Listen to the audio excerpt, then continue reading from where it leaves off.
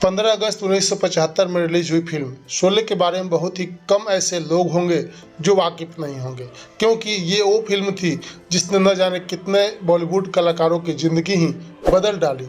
इस फिल्म से एक और नाम सामने आया था, ए.के. हंगल का, जिन्होंने फिल्म में रहीम चाचा का किरदार निभाया था।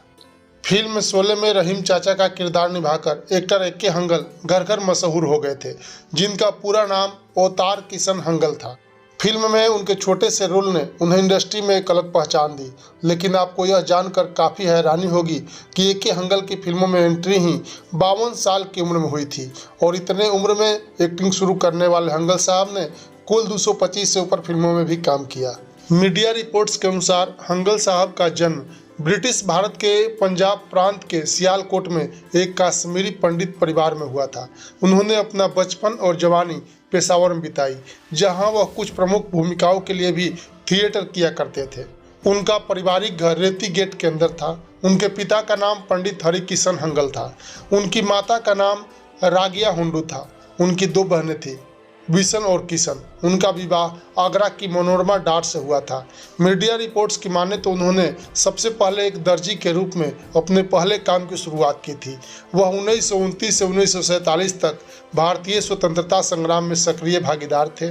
वह 1936 में पेशावर में एक थिएटर समूह श्री संगीत प्रिया मंडल में शामिल हो गए और 1946 तक अविभाजित भारत में कई नाटकों में अभिनय करना जारी रखा। हंगल साहब के पिता के रिटायरमेंट के बाद परिवार पेशावर से कराची चला गया।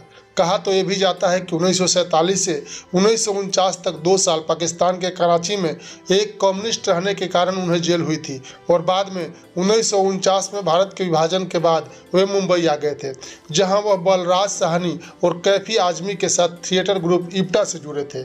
फिर उन्होंने 1949 से 1965 तक भारत के सिनेमा घरों में कई नाटकों में अभिनय किया। आपको यह जानकर बेहद हैरानी होगी कि जब 1966 में हंगल साहब को उनकी पहली फिल्म मिली तीसरी कसम, तो उनकी उम्र उस वक्त 52 साल थी। इस फिल्म में उन्होंने राज कपूर के बड़े भाई का किरदार निभाया था। यहाँ से हंगल साहब एक के बाद एक लगातार 225 से ज़्यादा बॉलीवुड फिल्मों में काम किया, लेकिन इसके बावजूद उनका अंत बेहद दुखद रहा। मीडिया रिपोर्ट्स की माने तो जिंदगी के आखिरी पल में वह आर्थिक संकट से जूझ रहे थे। उनके पास इलाज तक के पैसे नहीं थे और उस वक्त हंगल साहब के बेटे ने मदद की गुहार लगाई थी और फिर बॉलीवुड के कई दिग्गजों ने उनकी मदद की थी, जिसमें अमिताभ बच्चन का नाम भी शामिल था। लेकिन 16 अगस्त 2012 में उन्होंने 98 साल की उम्र में आखिरी सांसें ली।